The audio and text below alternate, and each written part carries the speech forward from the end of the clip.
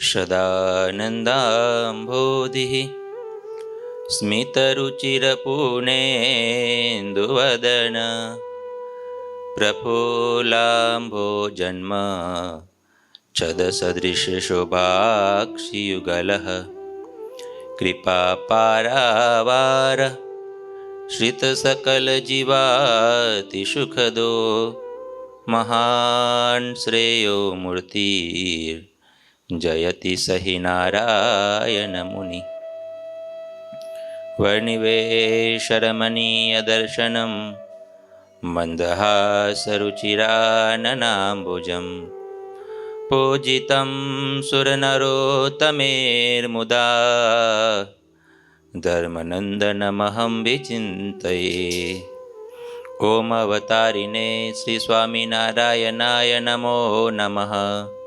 श्री हरिकृष्णाय गणेशामाय नीलकंठाय च नमो नमः। ओम श्री गुरुचरणकमलेभ्यो नमो नमः। बोलो स्वामिनारायण भगवाननी, श्री ठाकुरजी महाराजनी, श्री हरिकृष्ण महाराजनी, श्री गणेशाम महाराजनी, श्री सद्गुरुदेवनी, श्री पांशो परमहंस की जय। બધા ભક્તોને ખૂબ ભાવથી જય સ્વામિનારાયણ। ભક્ત ચિંતામણી ગ્રંથની કથા ચાલે છે। પ્રકરણ 135માં આપણે આવ્યા છીએ। 4 કડી આપણે જોઈ હતી, હવે આગળ।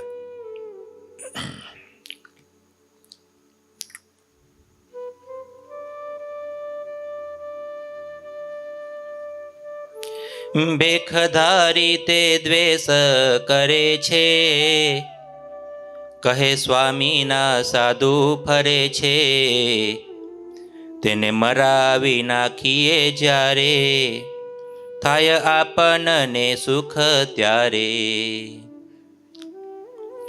માટે સૌ મળીને વિચારીએ, એના મોટા મોટાને મારીએ। મુક્તાનંદ આદિ જે મોટેરા છે, અધિકારી સત્સંગ કેરા। મોર્યથી એનો આનીએ અંત, તો સૌ થાય આપને ન ચિંત। પછી અમદાવાદને માઈ, સ્વામી મુક્તાનંદ હતા ત્યાંઈ। ગઈકાલે આપણે વાત કરી હતી કે સ્વામિનારાયણ સંપ્રદાયનો જય જયકાર ચારે બાજુ થતો હતો। આજથી 250 વર્ષો પહેલાંની વાત છે। તો એ કેટલાક લોકોથી જોયું જાતું નહોતું, દ્વેષ હતો, ઈર્ષા હતી, ઘણા બધા કે ભાઈ આ લોકો આગળ વધે છે ને આપણે કેમ પાછળ રહી જઈએ। પરંતુ જે સાચું હતું તે આગળ આવે। જેને લોકો વધારે ચાહતા હોય તે પ્રોડક્ટ સારી કહેવાય। એ તો ચોખ્ખું ગણિત છે ને ભાઈ। એટલે સ્વામિનારાયણ સંપ્રદાયનો દિન પ્રતિદિન વધતો વિકાસ, પ્રગતિ જોઈને કેટલાક દ્વેષીઓ, બાવાઓ એમણે નક્કી કર્યું કે ભાઈ આ સ્વામિનારાયણ સંપ્રદાયનો અંત તો લાવવો જ પડશે કોઈ પણ રીતે।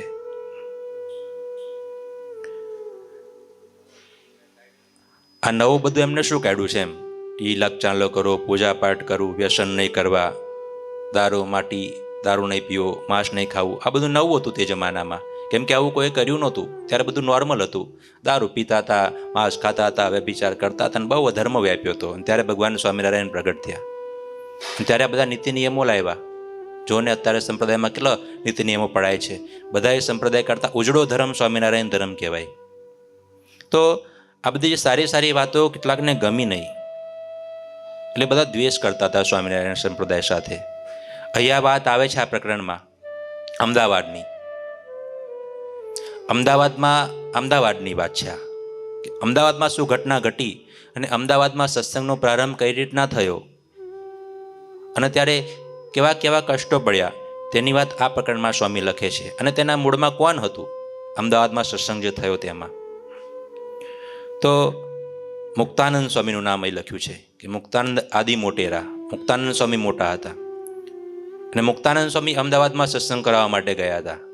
અને ત્યારે મુક્તાનંદ સ્વામીને મારી નાખવાની વાત કરતા હતા બધા. જે સંત સ્વામિનારાયણ સંપ્રદાયના જૂનામાં જૂના સંત છે, જેને ભગવાન સ્વામિનારાયણ પણ ગુરુ માનતા હતા, સાધુતાની મૂર્તિ કહેતા હતા.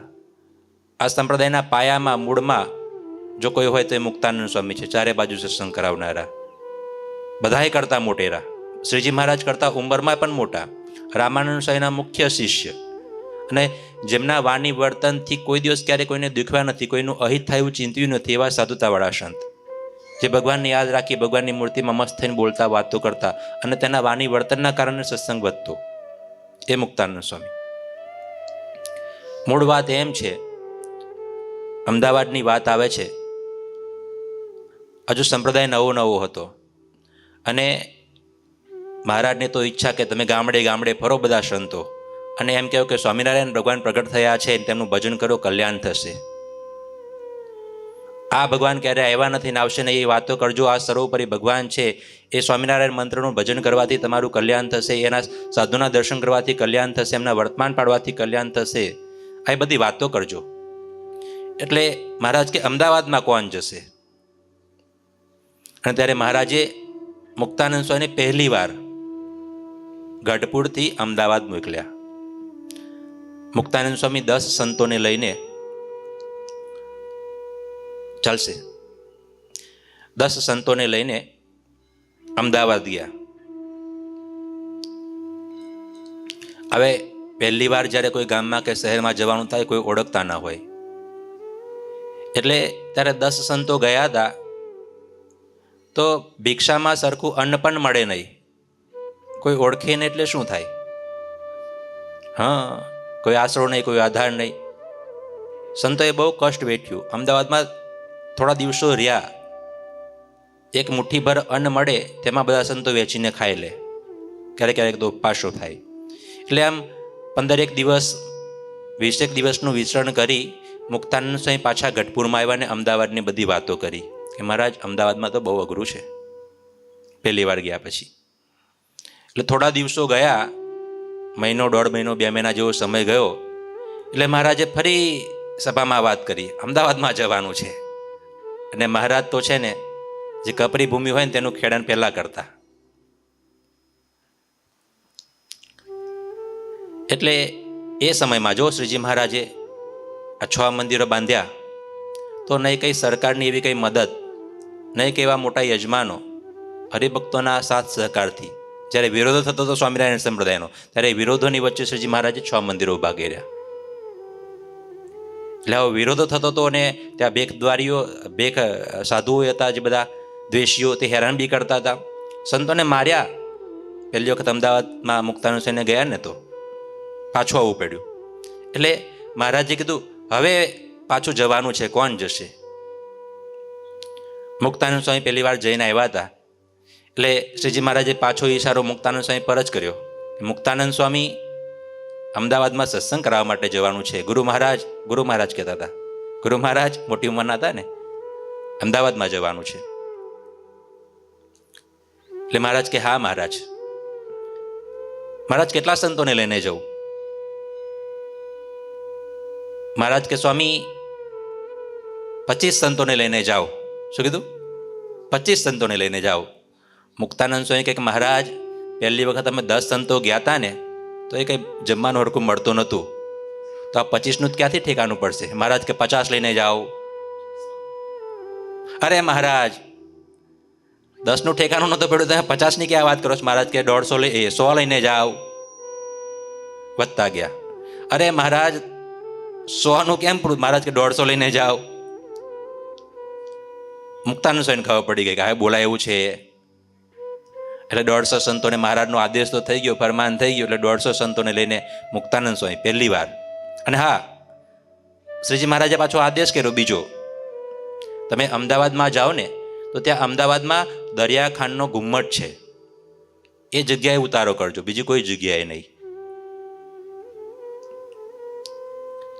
એટલે દરિયાખાનનો ઘુમ્મટ એવો કે ત્યાં એક દરિયાખાન નામના મુસલમાન રાજા થઈ ગયા હતા, તો એ મૃત્યુ પામ્યા હતા, અને ત્યાં એની દરગાહ છે, અને ત્યાં ભૂતો થઈને બધા રહેતા હતા, મરી ગયા હતા એ બધા. તો એ દરિયાખાનનો ઘુમ્મટ જે ગામના પાદરમાં હોય ને એવું અવાવરો જગ્યા, કોઈ માણસે ચકલું ના ફરકતું હોય, એવા ભૂતોવાળી જગ્યા દરિયાખાંડનો ગુમ્મટ. અને અમદાવાદમાં તો એક લોકવાયકા હતી કે એ જગ્યાએ કોઈ રાત રોકાય તો તે સવારે જીવતો રહે, ત્યાં ભૂતો રહે, ત્યાં કોઈ માણસ જાય નહીં, ત્યાં ગંદી જગ્યા, એ આંબલીના ઝાડ ચારે બાજુ, વડના ઝાડ ને ભયંકર જગ્યા, માણસ તો ત્યાં જોવાય ના જાય, લોકોને બાળવા જાય ને એવી જગ્યા. ત્યાં દિવસ હોય તો લોકોને હળગાવવા માટે ને બાળવા માટે ત્યાં જાય, સ્મશાન કહેવાય એને. હા, ગુમ્મટ તો બહુ મોટો છે. આપણી આટલી જે જગ્યા છે ને એના કરતાં મોટો ગુમ્મટ છે, બહુ મોટો કહેવાય. અત્યારે બી છે, હાલમાં બી. તો મહારાજ કે એક તો 150 સંતો લઈને જવાની વાત નક્કી થઈ ગઈ, અને કે દરિયાખાંડનો ગુમ્મટ છે ને ત્યાં જ જજો. એટલે મુક્તાનંદ સ્વામી વિચારે કે ભાઈ કસોટીનો કાળ આવ્યો છે ભાઈ. હવે તો એક તો 10 જણનું પૂરું નહોતું પડતું ને એમાં 150 જણ જવાનું, પાછા નાના નાના સંતોને લઈને જવાનું કીધું. મહારાજ કે કંઈ વાંધો નહીં મહારાજ, તમારી જેવી આજ્ઞા. એ સંતો જોડી પથ્થર લઈ ઠાકોરજી મહારાજ લઈ તૈયાર થયા. ભગવાનનું ભજન કરતા કરતા કરતા અમદાવાદમાં આવ્યા અને દરિયાખાંડનો ગુમ્મટ ગોત્યો. ત્યાં જોયું તો કોઈ માણસ નહીં, કઈ જગ્યા સાફસૂફ નહીં. એ સંતોએ બધાએ 150 સંતો કામે લાગ્યા, સાફસૂફ બધું વાડી જોડી કમ્પ્લીટ કર્યું. એમ કરતાં કરતાં કરતાં હાંજ પડી ગઈ. થોડું ઘણું કંઈક જે કંઈ જમવાનું મળ્યું બનાવી ને જમ્યા, ને હાંજ પડી એટલે સંધ્યા કરવા માટે બધા સંતો ત્યાં ભજન કરવા બેઠા ગુમ્મટની બહાર. એટલે જેવી સ્વામિનારાયણની ધૂન ચાલુ કરી એવો ગુમ્મટમાંથી અવાજ કિકિયાર્યો, રાડે રાડ ભૂતોનો અવાજ આવવા લાગ્યો. એટલે પેલા જોડે રહેનારા પેલા નાના નાના સંતોને બધા ડરવા લાગ્યા. અને ગામમાં બધાને ખબર પડી ગઈ હતી કે ભાઈ આજે અમદાવાદમાં સ્વામિનારાયણના સંતો આવ્યા છે ને રાત અહીં રોકાવાના છે, કે સવારમાં કોઈ જીવતું રહેશે. આ બાજુ સંતોએ ધૂન ચાલુ કરી એટલે ગુમ્મટમાંથી કિકિયારીઓ અવાજો અને જુદા જુદા એ તમારે રડવાના અવાજો, રેડે રેડ, આવા બધું ભૂતોએ અવાજો ચાલુ કર્યા. કેમ કે સ્વામિનારાયણ મહામંત્રનું ભજન ત્યાં ચાલતું હતું બહાર. એટલે મુક્તાનંદ સ્વામીને ખબર પડી ગઈ કે આ જગ્યા ભયંકર છે, ભૂતોવાળી છે. એટલે મુક્તાનંદ સ્વામી ડર્યા વિના સીધા જ ગુમ્મટ બાજુ અંદર પ્રવેશ કરવાનું ચાલુ કર્યું. એટલે પેલા સંતોએ રોક્યા કે સ્વામી અંદર ના જશો, અંદર તો બધા ભૂતો રહે છે. અને મુક્તાનંદ સ્વામી તો મહારાજની મસ્તીમાં રહેનારા સંત, સંપ્રદાયના મોટેરા સંત. અરે જેનું ભજન કરવાથી કામ, ક્રોધ, લોભ દૂર થઈ જાય, એ બધા ભૂતો ભાગી જાય. તો આ ભૂતોનું તો હું મજાલ છે ત્યાં. સ્વામી ભગવાનનું ભજન કરતા સ્વામિનારાયણ હાથમાં માળા લઈ એક સંત જોડે પાછળ ચાલે છે, લઈને ગયા. સ્વામી અંદર ગયા ને એવામાં તો ચારે બાજુ ભૂતોનો હાહાકાર પ્રકાર થાય. સ્વામી અંદર પ્રવેશ્યા, એક અંજલિ પાણી નાખી સ્વામિનારાયણ શું બોલીને આમ કંઈ છાંટ્યું, રડવાનો અવાજ શાંત થઈ ગયો. પાછી સ્વામિનારાયણ અંજલિ કરી, હાથમાં પાણી લઈ સ્વામિનારાયણ બોલીને પાછું પાણી છાંટ્યું. બધા ભૂતો સામે પ્રત્યક્ષ પ્રગટ થઈ ગયા, સામે આવી ગયા બધા, અને સ્વામીના પગમાં પડી ગયા. બચાવો બચાવો, અમારું રક્ષણ કરો, તમને જ ભગવાને અમારી માટે મોકલા છે. સ્વામી કહે છે તમે ખોટા કામ કર્યા ને એટલે ભૂતો થયા છો, હવે ખોટા કામ ન કરતા. ઉપદેશ આપ્યો અને પછી ત્રીજી અંજલિ નાખી અને બધાને કીધું કે જાઓ હવે તમે તપ કરીને ભગવાનના ધામમાં જશો. આમ બધાની મુક્તિ કરી, ત્યાં મોક્ષ કર્યો સ્વામીએ બધા ભૂતોનો. અને પછી સંતોએ અંદર ગુમ્મટની અંદર પણ પ્રવેશ કર્યો ને ગુમ્મટની બધી જગ્યા, બહારની બધી જગ્યા બધું સાફ સૂફ બધું કરી ત્યાં રહીને ભજન કરવા લાગ્યા. આ પહેલો દિવસ રાતનો પ્રસંગ બન્યો. આખા ગામમાં ખબર પડી ગઈ. હવાર થાય બધા જોવા તો આવે ને કે ભાઈ રાતે પેલા સાધુઓ ત્યાં ગયા છે, તે જીવતા છે કે કેમ. તો બધાને ખબર પડી ભાઈ સાધુઓ તો ભજન કરે છે, બધા જીવતા છે. અને ધીમે ધીમે લોકવાયકા ફેલાવા લાગી કે આ મુક્તાનંદ સ્વામી નામના જે સંત આવ્યા છે અહીંયા, તેમને બધા ભૂતોનો ઉદ્ધાર કર્યો છે, ને હવે ત્યાં ભૂતોનો ઉપદ્રવ થતો, ત્યાં ભૂતોની મુક્તિ કરી નાખી છે. એટલે બધાને શાંતિ થઈ કે હાશ ચાલો. હવે સંતો ત્યાં અમદાવાદમાં રહે છે, એ ઘુમ્મટની બહાર બેઠા બેઠા એ પોતાનું દૈનિક ક્રમ છે એ કરે છે, ભજન ભક્તિ નિયમ કરે છે, સમયે સમયે ગામમાં જાય ભિક્ષા માગી લાવે. એમ કરતાં કરતાં દિવસો પસાર થાય છે. એક દિવસનો પ્રસંગ છે. મુક્તાનંદ સ્વામી વગેરે સંતો એ ઘુમ્મટની બહાર બેઠા બેઠા ભગવાનનું ધ્યાન કરતા હતા, માનસિક પૂજા કરતા હતા, ધ્યાન કરતા હતા, ભજન કરતા હતા. જુદા જુદા થોડી થોડી અંતરે બેઠેલા. તો એવામાં અમદાવાદના એક જૈન વાનિયા કહેવાય. તો એમાં મોટા શાહુકાર જે શેઠ, તેનું અમદાવાદના ખ્યાતનામ શાહુકાર મોટા શેઠ, તેનું મૃત્યુ થયું. એટલે ગામના બધા મોટા મોટા આગેવાનો, અમદાવાદના મોટા મોટા શહેરના મોટા મોટા લોકો, મોટાનું મૃત્યુ થાય એટલે મોટા મોટા જ આવે પછી ત્યાં. તો બધા એને બાળવા માટે, ત્યાં દાટવા માટે, બાળવા માટે જે કરતા હશે અંતિમ વિધિ એ કરવા માટે ત્યાં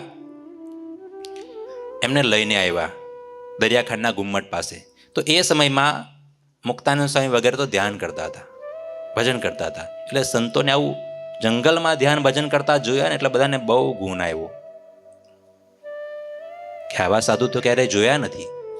સાચા કેવડીક તો આ લાગે છે, સાચા સંતો તો આ લાગે છે. કેટલાકને બહુ ભાવ થયો, પણ કેટલાક એમાં જ્ઞાનીઓ હતા.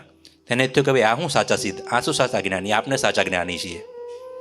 એટલે જૈન સીધો પડકાર કર્યો કે તમે સાચા સિદ્ધ છો, તમે સાચા જ્ઞાની છો, તમે સાચા, આપણે કહીએ સાચા સાધુ કહીએ.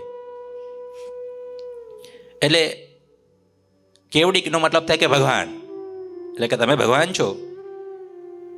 ત્યારે મુક્તાનંદ સ્વામી વગેરે સંતો કે ના, અમે તો ભગવાનના સંતો છીએ, સાચા કેવડીક તો અમે નથી, અમે તો એમના ઓલિયા છીએ, પુરુષ, એમના સંતો છીએ.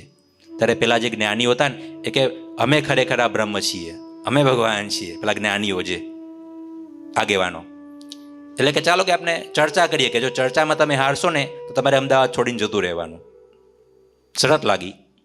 મુક્તાનંદ સ્વામી વગેરે સંતો આ બાજુ બેઠા, એ તો ભગવાનની મસ્તીમાં મસ્ત હતા, અને સામે આ લોકો આગેવાનો બેઠા શાસ્ત્રાર્થ કરવા માટે ત્યાં. અને એવામાં ઘટના એવી ઘટી, પેલા કહેતા હતા ને મોટા વિદ્વાનો અમદાવાદના શેઠિયાઓ કે અમે મોટા છીએ, અમે સિદ્ધ છીએ, અમે કેવડીક છીએ. તો એ બધા સામે બેઠા હતા, આ બાજુ મુક્તાનંદ સ્વામી વગેરે સંતો બેઠા હતા. એવામાં શાસ્ત્રાર્થ કરવાની હજુ ચાલુ જ કરે ને ત્યાં ઘટના એવી ઘટી કે જે આંબલીના બધા ઝાડ હતા ને તેના પરથી મોટો કાળિયો નાગ ઉપરથી પડ્યો, અને સીધો પડ્યો ને તે પેલા જે કેવડીકને સીધે પેલા વિદ્વાનો મોટી મોટી બળાશો મારતા હતા ને ત્યાંના ખોળામાં જ જઈને પડ્યો સીધો. એટલે પેલા તો ઊભા થઈને ભાગ્યા કે ભાગો ભાગો ભાગો, હમણાં હાથ પડશે. પણ આ મુક્તાનંદ સ્વામી વગેરે સંતો ત્યાં બેઠા હતા ને એ તો એવાની અવસ્થિત બેઠા બેઠા આંખ બંધ કરીને ભગવાનનું ભજન કરે. એટલે પેલા તો કે ભાગો ભાગો, સિદ્ધતા બધી સિદ્ધાઈ બહાર નીકળી ગઈ એમની, ખબર પડી ગયું. ના બાજુ એ નાગ ફરતો ફરતો ફરતો ફરતો ફરતો ત્યાં મુક્તાનંદ સ્વામી, સચ્ચિદાનંદ સ્વામી વગેરે સંતો હતા ત્યાં મુક્તાનંદ સ્વામીના ગાડામાં ફેન નાખીને એમ કે ઊભો રહી ગયો. હા, કોઈ જગ્યાએ એવું લખીને આવે છે કે સચ્ચિદાનંદ સ્વામીના ગાડામાં અર્ધના ફેન રાખીને ઊભો રહી ગયો. અને ત્યારે પેલા બધાએ જે બાળવા આવેલા લોકો હતા ને એ બધાએ જોયું કે ભાઈ આ તો ખરેખર આ સિદ્ધ તો આ છે ને, ખરેખર આ કેવડીક તો આ છે કે કોઈથી ડરતા નથી, કોઈથી બીતા નથી, ભગવાનનું ભજન કરે છે. સાચા બ્રહ્મરૂપ તો આ છે, સાચી સ્થિતિવાળા તો આ છે, આપણે તો ખોટી વાતો કરતા હતા. એટલે પછી તો આખા નગરમાં, અમદાવાદમાં સત્સંગ કઈ રીતના થયો એની વાત કરું છું. તો આખા અમદાવાદમાં એ બધા જે શેઠિયાઓ આવ્યા હતા ને એમાંથી કેટલાક શેઠિયાઓ સારા સારા જે સજ્જન સદગુણી મુમુક્ષો હતા એ બધા એ મુક્તાનંદ સ્વામી પાસે બેસી સમાગમ કર્યો અને ભગવાનના સ્વામિનારાયણના સત્સંગી થયા. અને મોટા મોટા સત્સંગી થાય એટલે ચારે બાજુ વાત થાય કે આ મોટા આ સત્સંગી થયા છે, આ સત્સંગી થયા છે. એટલે અમદાવાદમાં ચારે બાજુ વાતો થવા લાગી. બધાય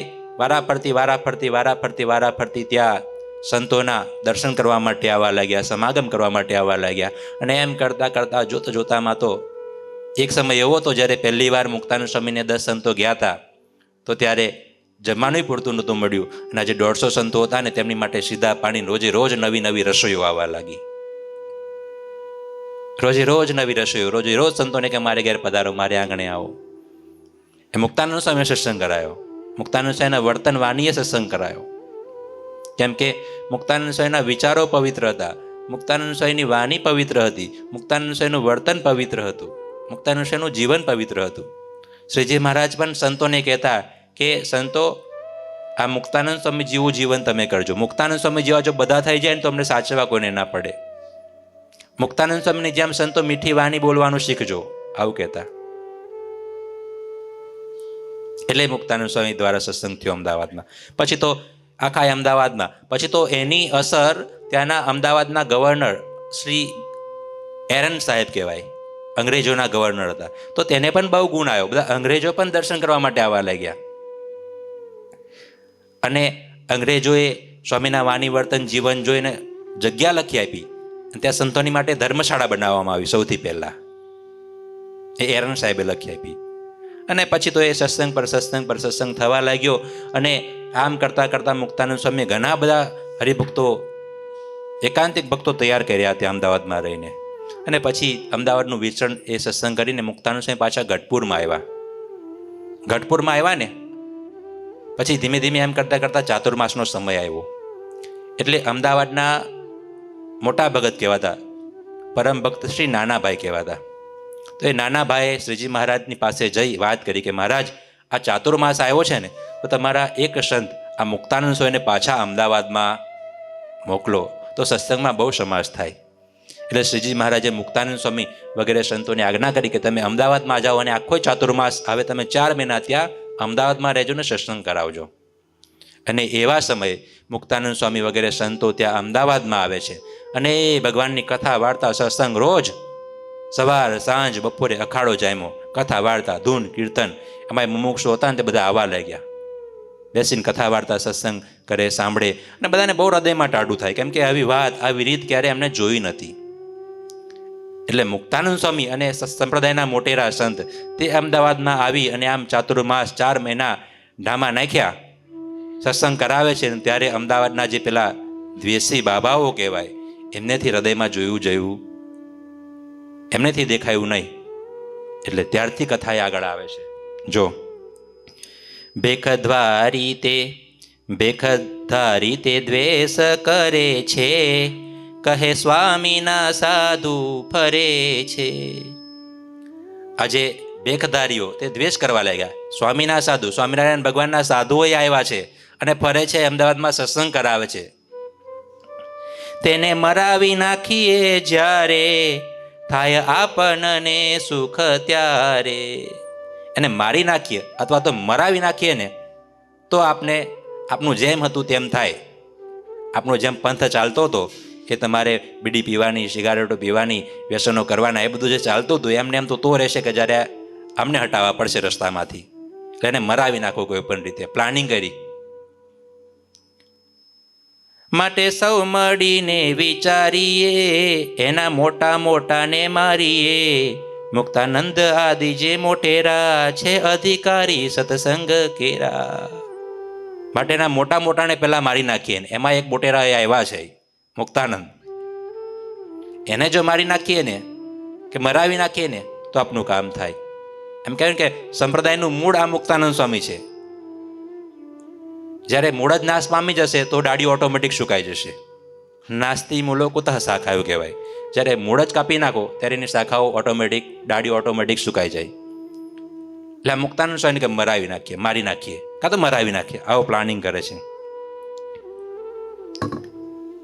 મોર્યથી એનો આનીએ અંત, તો સૌ થાય આપને ન ચિંત. પછી અમદાવાદને માઈ, સ્વામી મુક્તાનંદ હતા ત્યાંઈ. મુક્તાનંદ સ્વામી અમદાવાદમાં હતા, ચાતુર્માસનો સમય ચાલતો હતો, કથા વાર્તા કરતા હતા. એવા સમયે આ લોકોએ બધા દ્વેષી બાવાઓએ નક્કી કર્યું કે આ મુક્તાનંદને મારી નાખવા છે. તો શું કર્યું? એ લોકોએ નક્કી એવું કર્યું કે આપણે છે ને બધી ભેટ સામગ્રીઓ જે બધા હરિભક્તો લઈને જાય ને, એ ભેટ સામગ્રીઓમાં ઝેર મેળવી દઈએ. અને પેલું ચંદન જે ચર્ચવાનું આવે, ચંદન, તો એ ચંદનમાં પણ ઝેર નાખીએ. અને એ ઝેર પછી મુક્તાનંદ સ્વામીને અર્ચા થાય, મુક્તાનંદ સ્વામીના શરીર પર ચોપડાય. એટલે એવું કાતિલ ઊંટિયું ઝેર કહેવાય કાઠિયાવાડી ભાષામાં, ઊંટિયું ઝેર. એનું એક ટીપું જો પડે ને તો ચામડી બાળી નાખે. એની ગંધ જે આવે ને ત્યાં માણસ મરી જાય. આવું ઊંટિયું કાતિલ ઝેર એ ચંદનમાં ભેળ્યું, વાટકામાં. અને જે ભેટ સામગ્રી તેમાં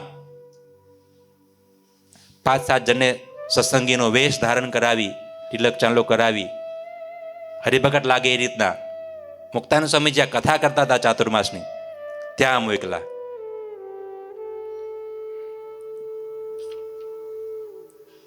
તેને આપ્યું હડાહડ વિષ, પાપીએ પરસાદીને મીસ. ત્યાં શ્રી હરિએ કરી સહાય, પ્રસાદી ન મેલી મુખમાય. પણ ચંદનમાં હતું મૃત, તે તો ચરચિયું અંગમાં તુરત. અત્યા કરું ઝેર છે જેહ, સ્પર્શે રહે નહીં કેનું દેહ. તે તો ચર્ચ્યું મુક્તાનંદ તને, ત્યાં સહાય કરી ભગવને. મુક્તાનંદને ન આવ્યો આલ, ગઈ ચર્ચનારાની કર ખાલ. બન્યું એવું કે એ બધા દ્વેષીઓએ 5-7 સત્સંગીનો વેશ ધારણ કરાવી અને મુક્તાનંદ સ્વામીને મારી નાખવા માટે મોકલ્યા. અને એમાં આવું ઝેર લઈને, ચંદનમાં ઝેર ભેળવીને, પ્રસાદમાં ઝેર ભેળવીને. બધા હરિભક્તો કથા વાર્તા સાંભળતા હોય, બધા આમ કથા ચાલતી હોય, મુક્તાનંદ સ્વામી કથા કરતા હોય, બધા વારા ફરતી આવતા હોય. સ્વામીને પગે લાગી પ્રસાદના પડિયા મૂકે, શ્રીફળ મૂકે, કંઈક મેવા મીઠાઈ લાયા તે બધા ભેટ સોગાદો મૂકે, કોઈક હાર લાયા હોય તો હાર ચડાવે.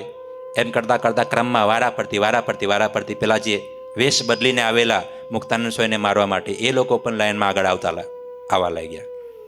આવ્યા, બધી પ્રસાદી ત્યાં મૂકી હતી, એ જમાડવા માટે મૂકી હતી સ્વામીને, પણ સ્વામીએ જમ્યા કશું ના લીધું એમાંથી. એટલે એક રીતે તો સ્વામી મહારાજે સ્વામીની રક્ષા કરી. પણ આ એક રીતે ના મરે તો બીજો પ્લાનિંગ એ લોકોનો તૈયાર જ હતો કે જે ચંદનનું ઝેર જે છે ને, ચંદનવાળું, એ અર્ચા કરવાની, એટલે ઓટોમેટિક એમ મરી જશે, મુક્તાનંદ સ્વામી મરી જશે. એટલે ક્રમમાં વારા ફરતી પેલો ભાઈ જે છે એ આવ્યો, ચંદનનો કટોરો ભરી એ લઈ, અને મુક્તાનંદ સ્વામી તો કથા કરતા હતા. કથા પૂર્ણાહુતિ થઈને પછી બધા ભક્તો આવે ને દર્શન કરવા માટે, એટલે એ ભાઈએ આવીને મુક્તાનંદ સ્વામીને ચંદનની અર્ચા આખા કપાળે કરી દીધી. મુક્તાનંદ સ્વામી ત્યાં વ્યાસપીઠ પર જ બેઠા હતા. આ એવું કાતિલને ઉટ્યું ઝેર હતું, એ એક ટીપું પણ જોડી જાય ને તોય માણસ મરી જાય, એની સુગંધ આવી જાય, ગંધ આવી જાય તોય માણસ મરી જાય. આવું ખતરનાક વિષ, હળાહળ વિષ, ગરમા ગરમ. એટલે સ્વામી તો ધીમે ધીમે કથા કરતા હતા, અને પેલા લોકોએ ઝેર જેવું માથે ચોપડ્યું, એવા ધીમે ધીમે સ્વામીની આંખમાં અંધારા આવવા લાગ્યા. સ્વામી બેસું તો ધીમે ધીમે એમ કરતા બેભાન થઈને ત્યાં જોઈ ગયા, પડી ગયા. આ બાજુ પેલા ભાઈ તો ચંદન ચર્ચીને ભાગી ગયા. ઘટના એવી ઘટી પછી એ ભાઈ ચંદન ચર્ચીને તો ભાગી ગયો, મુક્તાનંદ સ્વામીને તો ચારે બાજુ કપાળમાં જ એ ચંદન લાગી ગયું હતું. બેસું થઈને ત્યાં ઢળી પડ્યા હતા. વૈદ્યોને બોલાવવામાં આવ્યા. વૈદ્યોએ તપાસ કરી તો ખબર પડી કે ભાઈ આ સ્વામીના કપાળે વિષ છે, ઝેર છે, અને કોઈકે અત્યારે આ દુર્ઘટના કરી છે, કોઈકે સ્વામીને મારવા માટે પ્રયત્ન કર્યો છે. મારા ત્યારે જેતલપુર હતા, એ ગઢપુર હતા. તાત્કાલિક મુક્તાનંદ સ્વામીને અમદાવાદથી જેતલપુર બાજુના ગામમાં લઈ જવામાં આવ્યા, અને મહારાજને ગઢપુર સમાચાર મળ્યા કે આ રીતના મુક્તાનંદ સ્વામી એમને કોઈક દ્વેષીઓએ, બાવાઓએ આ રીતના ઝેર ચોપડ્યું છે. એટલે મહારાજ પણ બહુ ઉદાસ થઈ ગયા. મહારાજ તો તાત્કાલિકપણે ઘોડી દોડાવી જેતલપુર બાજુ. અને આ બાજુ પેલો જે ચર્ચનારો હતો એને તો હાથની ખાલ ગઈ, અને ઘરે પહોંચતા સુધી તો એ પણ વયો ગયો, મરી ગયો એ માણસ. કેમ કે આ મોટા સંતને દુખવે, મહારાજના પ્યારા સંતને, પછી ભગવાન એનું સારું રહેવા દે, એટલે એનું તો મૃત્યુ થઈ ગયું. આ બાજુ મહારાજ મુક્તાનંદ સ્વામીને અમદાવાદથી જેતલપુર લઈ ગયા. મહારાજ આવ્યા, અને મહારાજે ત્યાં બહુ સાંત્વના આપી. મહારાજ રડવા લાગ્યા કે આ સાધુ આટલા પવિત્ર સાધુ છે, જેને હું ગુરુ માનું છું, જેને આખો સંપ્રદાય સત્સંગની માં માને છે, તેને કોઈનું અહિત જેને ઈચ્છ્યું નથી, જેને ક્યારે કોઈનું ખરાબ કર્યું નથી, જેને ભૂંડો સંકલ્પ નથી કર્યો, તેના માટે આટલો બધો દ્વેષ. ભગવાન બહુ ઉદાસ થઈ ગયા. ભગવાન રડવા લાગ્યા. ત્યાં શ્રીજી મહારાજ રડવા લાગ્યા. મહારાજે સ્વામીના માથે હાથ મૂક્યા, સ્વામીના આખા અંગોમાં હાથ ફેરવ્યા, સ્વામીને બહુ સાંત્વના આપી. સ્વામી તો સૂતા હતા, સ્વામીને બહુ પ્રેમ આપ્યો, અને એમ કરતાં મહારાજનો હાથ ભર્યો તો ભગવાન છે. એટલે સ્વામી બેસુદ જે અવસ્થામાં હતા, મારા સ્વામી જાગી ગયા, અને જેવું માથાનું ચંદન ને બધું હટાવવામાં આવ્યું ને, તેમ સ્વામીનું આખું માથું કાળું આટલું બધું જ આખું. એટલે ત્યારે જેતલપુરમાં મુક્તાનંદ સ્વામીની આ બધી સ્થિતિ જોઈ, હાલત જોઈને બધા આખા સત્સંગમાં હાહાકાર મચી ગયો કે આ દ્વેષીઓ બહુ દ્વેષ કરે છે, બહુ હેરાન કરે છે, બહુ પરેશાન કરે છે. અને ત્યારે મહારાજે પણ નક્કી કર્યું કે હવે દ્વેષીઓનું અંત આવે. અને ખરેખર પછી અંગ્રેજ સરકાર આવ્યા અને એમને બધા દ્વેષીઓને અમદાવાદમાંથી કાઢ્યા. પણ પછી એ મુક્તાનંદ સ્વામીની હાલત તો બહુ ગંભીર હતી. મુક્તાનંદ સ્વામી તો ઊભા થઈ શકે એવા નહોતા. આખું માથું કાળું કાળું થઈ ગયું, શરીર આખું ગરમ ગરમ થઈ ગયું. એટલે ત્યારે મુક્તાનંદ સ્વામીને શ્રીજી મહારાજે આજ્ઞા કરી કે સ્વામી, તમારે કોઈ દિવસ માથું ઉગાડું રાખવું, કોઈ દિવસ તમારે તમારું માથું ઉગાડું રાખવું નહીં, માથે ટોપી રાખવી. એટલે તમે જો મુક્તાનંદ સ્વામીનો જે ફોટો તમે જોશો ને, તો આમ કહીને થોડુંક લબડેલું હશે, તમે જોયું? તો અંદર ટોપી હોય ને ઉપર પાઘડી હોય. એ પ્રસંગથી જેતલપુરમાં આ રીતના ઝેર ચેરચ્યું ને બધાએ, એટલે સ્વામીનું માથું કાળું કાળું થઈ ગયું હતું. અને ત્યારે મહારાજે જેતલપુરમાં આજ્ઞા કરી મુક્તાનંદ સ્વામીને કે તમારે ટોપી રાખવીને માથે રૂમાલ, માથું ખુલ્લું ક્યારે રાખવું નહીં. એટલે મુક્તાનંદ સ્વામી પછી તો ધીમે ધીમે ધીમે તબિયત સારી થઈ. પછી તો બીજા દિવસે પણ દ્વેષીઓએ પાછું મારવા માટેનો પ્રયત્ન કર્યો હતો, પણ ત્યારે પણ મહારાજ તો સાક્ષાત ત્યાં હાજર હતા, પણ કંઈ થયું. મહારાજે રક્ષણ કર્યું મુક્તાનંદ સ્વામીનું. પછી આ મુક્તાનંદ સ્વામીની વાત ચાલે છે એટલે એક વાત કહી દઉં. કથા તો એ આગળ છે, મુક્તાનંદ સ્વામી પછી આગળ શું થયું, એ દ્વેષીનું શું થયું, મહારાજે કેવી રીતના રક્ષણ કર્યું વગેરે. પણ મુક્તાનંદ સ્વામીની કેવી મહારાજ પ્રત્યેની નિષ્ઠા. એક વખત સુંદરિયાના ગામમાં ત્યાર પછી મુક્તાનંદ સ્વામી અને બધા સંતો ફરતા ફરતા ફરતા ફરતા જતા હતા. તો એમાં બધા સંતોના માથે રૂમાલ હતા અને મુક્તાનંદ સ્વામીના માથે ટોપી હતી. સમજો છો તમે? કેમ કે શ્રીજી મહારાજે આજ્ઞા કરી હતી ટોપી પહેરી રાખવાની, અને બીજા સંતોના માથે રૂમાલ હતા. એટલે સુંદરિયાના ગામમાં જેવા પ્રવેશ કર્યા ને, એવા બધા લોકો વાતો કરવા લાગ્યા કે આ બધાએ સ્વામિનારાયણને લાગે છે, પણ આ ટોપીવાળો જે છે ને એ અલગ છે બધા કરતા. એ સ્વામિનારાયણનો લાગતો. અને આ શબ્દ મુક્તાનંદ સ્વામીના કાન પર પડ્યા. અને એ સમયે મુક્તાનંદ સ્વામીએ છે ને ટોપી કાઢીને ઘા કરી નાખી. ટોપી કાઢી નાખી મુક્તાનંદ સ્વામી. ત્યારે મહારાજને ખબર પડી, મહારાજને મળ્યા, મહારાજને ભેગા થયા. એટલે મુક્તાનંદ સ્વામીના માથામાં ટોપી જોઈ નહીં. અને શ્રીજી મહારાજે મુક્તાનંદ સ્વામીને કીધું કે સ્વામી, મેં તમને આજ્ઞા કરી છે જેતલપુરમાં ટોપી પહેરી રાખવાની. તમારા માથે આ વિષ છે ને તમને માથું ગરમ થઈ જાય, મેં તમારા સારા માટે, તમારા ભલા માટે જે કીધું છે, તમારી આજ્ઞા પાડો, ટોપી તમે પહેરવાનું રાખો, કેમ ટોપી પહેરતા નથી? અને ત્યારે મુક્તાનંદ સ્વામી કીધું કે મહારાજ, જે ટોપી મને સ્વામિનારાયણનો મટાડી દે ને એવી ટોપીની મારે જરૂર નથી. કેટલી મોટી વાત છે. અમે સુંદરિયાના ગામમાં જતા હતા અને લોકોએ એમ કીધું કે આ એક સ્વામિનારાયણનો નથી લાગતો, કેમ કે સ્વામીનો વેશ અલગ હતો. હવે અમે જ છીએ, જુઓ ને, બધા સંતો વ્યવસ્થિત હરખા ચંપલ હોય, હરખા કપડાં હોય ને હરખો રૂમાલ હોય ને બધું વ્યવસ્થિત હોય ને, એમાં હું એકલો અલગ ચાલતું હોય તો બધા કહે કે નહીં, આ સ્વામી કંઈક અલગ લાગે છે, ભાઈ આ નથી લાગતો. લાગે ને? એવું જ થયું. એટલે ત્યાર પછી મહારાજની નિષ્ઠા, એ મુક્તાનંદ સ્વામીની નિષ્ઠા, મહારાજ પ્રત્યેનો પ્રેમ જોઈ. કેમ કે સ્વામીએ શું કીધું કે આ ટોપીએ મને સ્વામિનારાયણનો મટાડ્યો, એટલે કે ટોપી મારે ના જોઈએ. પછી મહારાજે કીધું સ્વામી એવું ના હોય, તમે ટોપી રાખજો, રૂમાલ પહેરજો. અને પછી ત્યાર પછી મુક્તાનંદ સ્વામીએ આજીવન મહારાજની આજ્ઞા પાડી માથે ટોપી રાખતા અને રૂમાલ રાખતા. પણ અહીંયા વિષની વાત આવે છે કે ચંદન ચર્ચ્યું, એના કારણે મુક્તાનંદ સ્વામીને આવું સહન કરવું પડ્યું. તો મુક્તાનંદ સ્વામીનું ત્યાં શ્રીજી મહારાજે આવીને રક્ષણ કર્યું, આવી વાત આવે છે. હજુ કથા આગળ છે, એ આપણે કાલે લઈશું. બોલો સ્વામિનારાયણ ભગવાનની જય. શ્રીપતિમ શ્રીધરમ સર્વદેવેશ્વરમ ભક્તિધર્માત્મજમ વાસુદેવમ હરિ માધવમ કેશવમ કામદમ કારણમ સ્વામિનારાયણમ નીલકંઠમ ભજે. બોલો ઘનશ્યામ મહારાજ.